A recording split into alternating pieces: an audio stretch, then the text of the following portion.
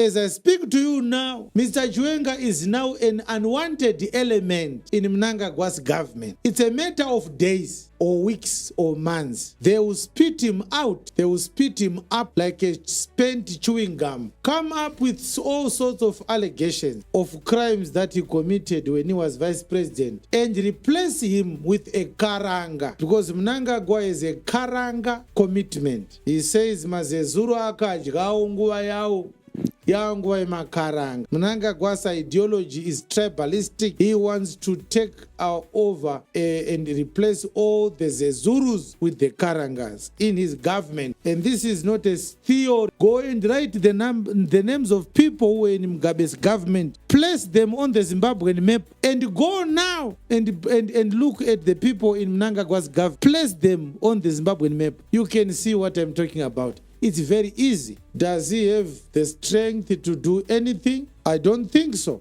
It will be a miracle and it will be God's grace, because they've clipped his wings since 2017. Some of the people that were his comrades, they've crossed the floor. They are no longer his comrades. They no longer take his cause. They are now pushing the 2030 agenda. They were disappointed in him because when he got the vice presidency, he forgot what they promised the people in that grand TV speech. They were targeting criminals. Now the government is full of criminals. Which criminals were you targeting now? When your own boss is criminal number one, how can you target criminals and invite a criminal to be the head of state? So we have a problem looming. A miscarriage is coming to take place very, very soon. I am not sure we can pray about this one. There are things that I can say, let's pray about. I'm honest, I'm not sure we can pray about this one as a church.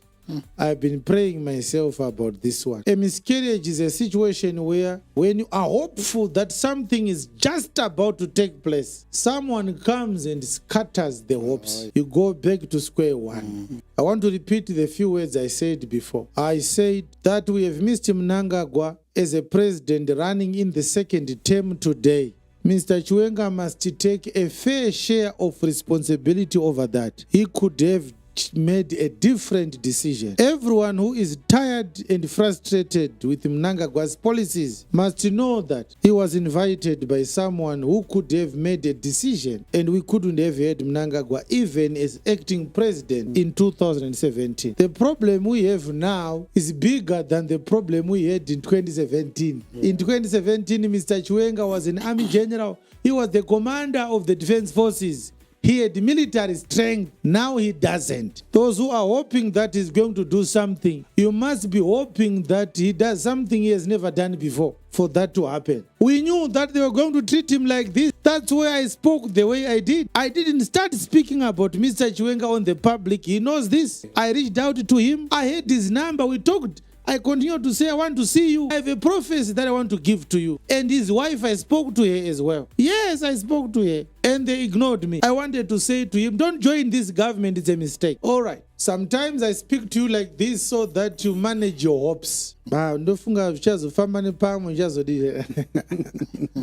no longer want him now in the presidency. It's just a matter of time. Unless he does something that he has never done before. Yes, they don't want him anymore. My worries are on the people who listened to him when all these things were being discussed. They had hopes that they are doing this, the coup which they did in 2017. They hoped that it's there to change things for the better. There are people who joined him with an honest heart, but of course there were ulterior motives inside the hearts of others. Those people are being victimized. As we speak now, there are members of the Zimbabwe Defense Forces who ran out of Zimbabwe fearing for their lives. Some are in Zambia. I speak both as a man of God and as an informed man also. How many were forced to retire because they were deemed to be too close to him? How many were posted to embassies? How many were killed? The question I have to Mr. Chiwenga is, why are children dying while you are watching? Is it not the job of a father to protect children from enemies, foreign or domestic? People who believed in you are now victimized and you are doing nothing about it. Is that what a leader does? Mr. Mugabe was not willing to hand over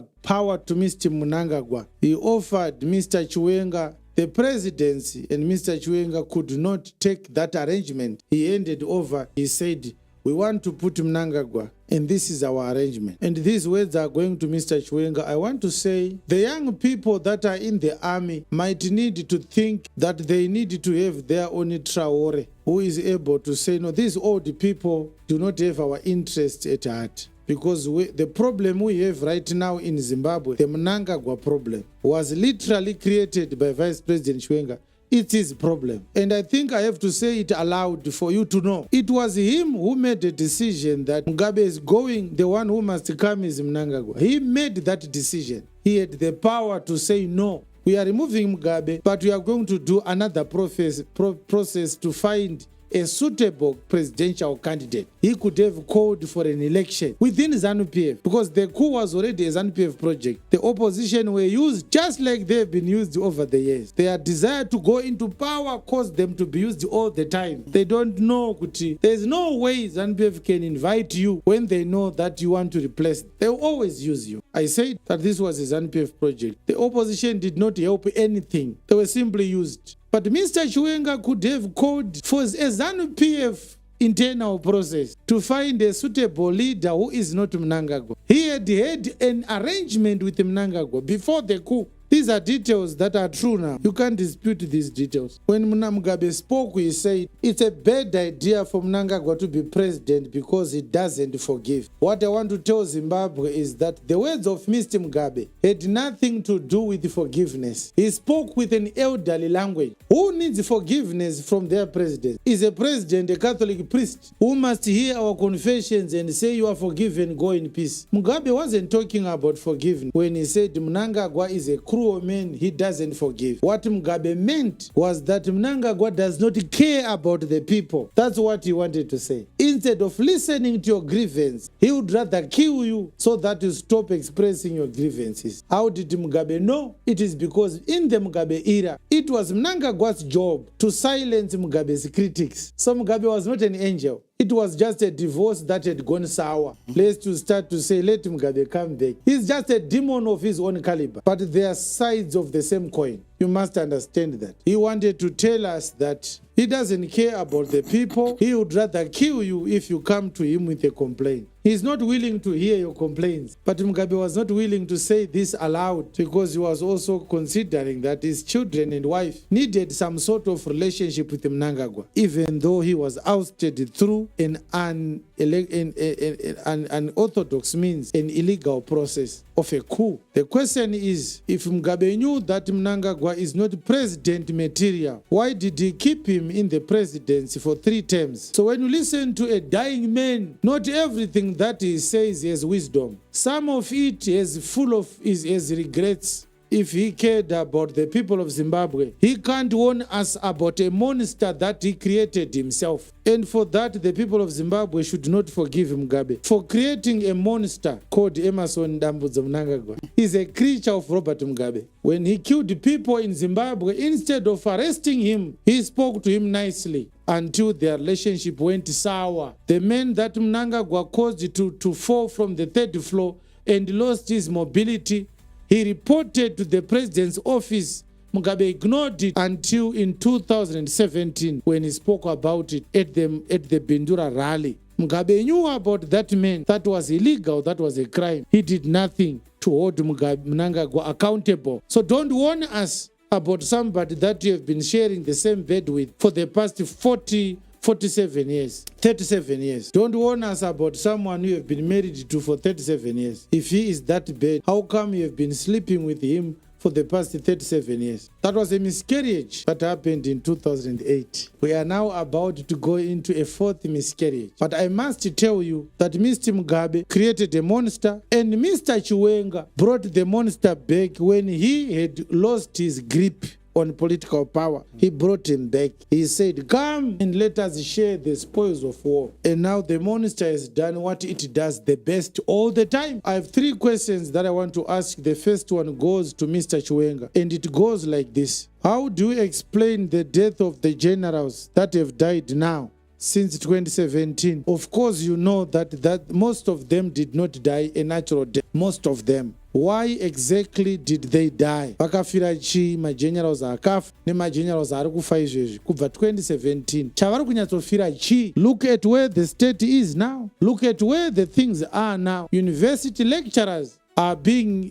given a salary that tuck shop cashiers can still frown at. $300 a month, plus or minus. That is the current salary of University of Zimbabwe lecturers. Today, what was the purpose of removing Mr. Mugabe? Makachivachi. The second question goes to the army, and it goes like this. For how long shall you be used? Even if you are getting some money from these illegal mining operations that the army is doing now. I think the people of Zimbabwe are not aware. The mines that we have in Zimbabwe, they are now in the hands of the first family and the army. The army created a company, and that company is dealing with the Chinese. They are the ones benefiting from our minerals and not the people of Zimbabwe. My minerals enyika izvezvi ari mumaoko memhuri yaMnangagwa ne-army. But even though the senior army officers are benefiting from illegal mining deals with the Chinese, zviri kubatsira chi izvo zvipatara zvisina mishonga kudai? What is the benefit if after you get sick you go to a hospital, there are no ventilator machines, there are no dialysis machines, you have to fly to China to get medical treatment? Is that what you call development? From 2017 until today, the number of the Chinese people entering our country have more than tripled.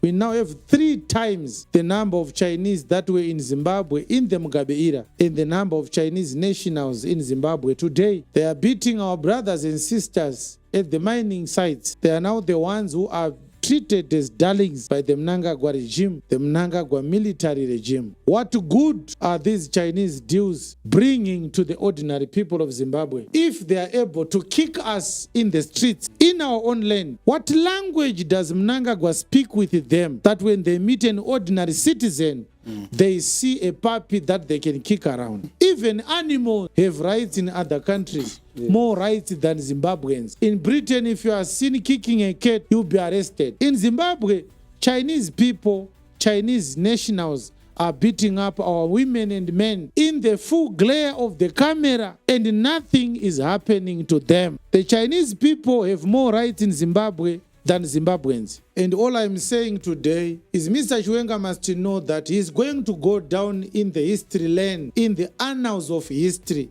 as a man who brought up a monster to terrorize the people. But when he did so, he promised that he has brought a second republic. Remember, the operation that executed the coup was called Restore Legacy. The legacy we are seeing now has never been seen before. It's not Operation Restore Legacy. It's Operation Introduce Legacy. It's a legacy of corruption of astronomical levels. State brutality at astronomical level. In the Mugabe era, soldiers never gunned down citizens in the city center. Mnangagwa brought a record of state brutality in 1 August of 2018, when soldiers aimed at ordinary citizens and gunned them down in the CBD of the capital city. Mugabe had never done that before. The young ones in the military must know that looking up to the senior leaders in the army is never going to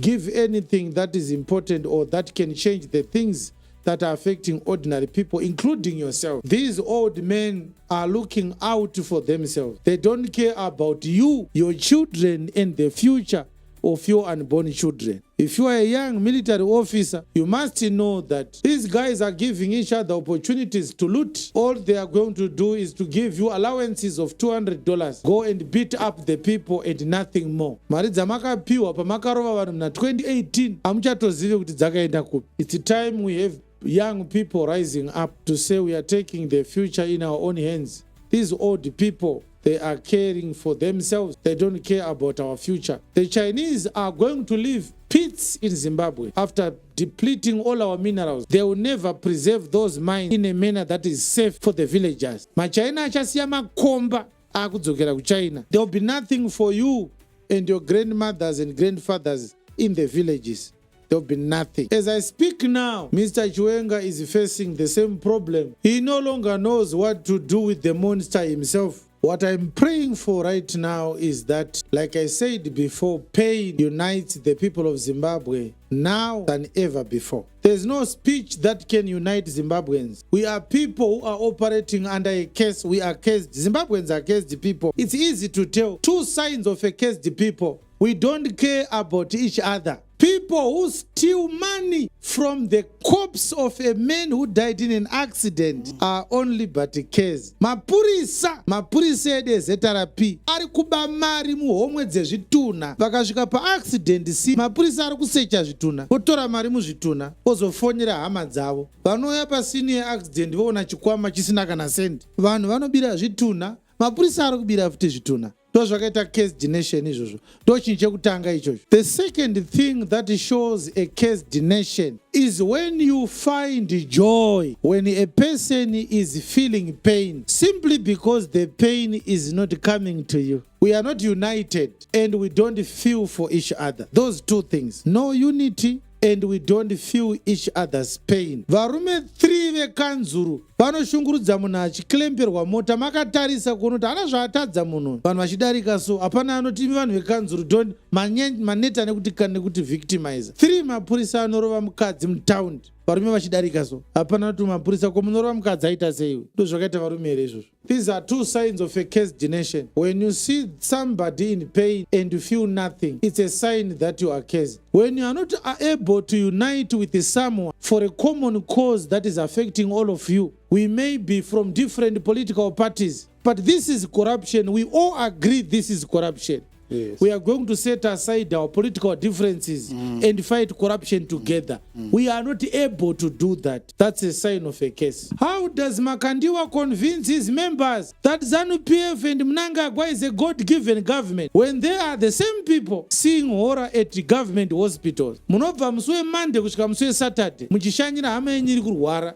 Michiona vanhu vakararama matress akabuda mawaya. Munatsoona kuti hurumende haisi kugona kuchengetedza zvipatara zvedu. Muenda kuchechi musi Sunday. Prophet oti president huchi imoti amen. Zvinoitwa vanhu vasina kukeswa here izvozvo. How can you believe a man speaking from the pulpit full of nonsense instead of using your own daily experiences in the nation? Do you need a prophet to tell you whether there's good leadership or there's no leadership? You don't need a pastor. No. You don't need a prophet. No. Look at our roads. Look at our hospitals. Look at our schools. That's a fair assessment and an objective one concerning leadership. How does Mutendi convince his members to vote for Zanu PF? Anoshandisa chi chamusiri kuona mega mazuva ese. Kuti havasi kutitungamira zvakanaka vanhu ava vane utsinye. That's a sign of a cursed nation. When we are in this case now, even what I am saying today will not unite us. Pachatoda kurohwa binywa kuurayirwa hama dzedu ndo zvichatibatanidza. Only pain can unite a cursed society. Yes, the Bible says when the children of Israel cried by reason of the taskmasters, then God heard them. Amen. It took the taskmasters for the Hebrews to cry together. Pain united the Hebrews who were in Egypt. Vakarohwa nemataskmasters kusvika vawirirana kuti yanguva yekuti tibude munyika hamusi kugarika. So this is what I wanted to say. We are just about to witness another miscarriage. The prayer I want you to do now is that pain doesn't take too long to unite us. I'll say it again. The prayer we need to make is that pain should not take 10 more years to unite us. Our problem is so big that a village cannot solve alone. A location in Harare cannot deal with alone. It requires the whole nation to speak with one voice. That enough is enough. Finally, to those who received money to sell the struggle of the people of Zimbabwe, my prophecy is like this. You will also vomit this money before you die. And this is the Lord speaking. There are people with millions of money in their houses today. They are eating that money slowly and quietly. They think that the whole nation doesn't know, and that even those who listen from God don't know. Vakatora mari vaimbotaurisa ndobva vapuwa mari ndobva vanyarara. Mwari anovaziva vanhu ivavo, isu tinovaziva zvakare. Kana nguva yakwana mazita avo tichataura, tisatauda kuataura, tine zvikonzero. Muchafufutirwa nemari dzamakatora uye dzimwe dzacho muchadzirutsa. How dare you You go on Twitter and pretend that you still believe that Zimbabwe needs a new leader. But at night, you are promising a dictator that I will never start anything to startle you again. As long as I am here, you deal with the people, you are in charge, nothing will happen. I will never do anything to undermine you. You are dining with a dictator at night, but at 5 a.m., you are on Twitter pretending to be revolutionary. You think we don't know? We know. Zvakaita mari yakashatira kuti pane painobva ichifamba ine futi vanoitakura ichienda. Pakatipa papa pane vamwe vanozotaura nezo takatatakura mari yakati tikaenda nayo kwakati. Isusu manje atimirire vanhu kuti vatudze makuhwa. Tinonzwa futi kuna Mwari. Kune vanhu vatsvene izvezvi ndofunga kuti mukazvitsvaga muchazviona kuti kubva some few years ago, 2 years or so, they became very peaceful, and yet they were very, very, very loud. They received secret money. Zimbabwe must know that you are on your own. As we speak right now, we don't have anyone to say, this one will do this and things will be better. Zimbabweans must know that they are on their own. The struggle was sold out. Vanhu vakatora mari. Do you hear what I said? What did I say, Pastor Shuma? I said vanhu vakatora mari. Yes. Now what you are going to do tomorrow in the morning, go and read comments that are going to be made about what I've said now. You can follow the money trail from the comments. It's easy to say akatora mari ndiani, because you can see the most offended people by what we say. Vagumbuka makatora mari here, handina mbotora mari, saka wagumbuke. Because hapana zita remunhu rataurwa, pangonzi vanhu vakatora mari. Hamari yakashata, Pastor Chuma. Yakashata. Fanika ukapuhwa mamillions awanga usati wambobata upenyu hwako hwese ari muchibhegi so konzi yako itenda nayo kumba izvi. Notendera musoro. Kunodaro kupupura kwangu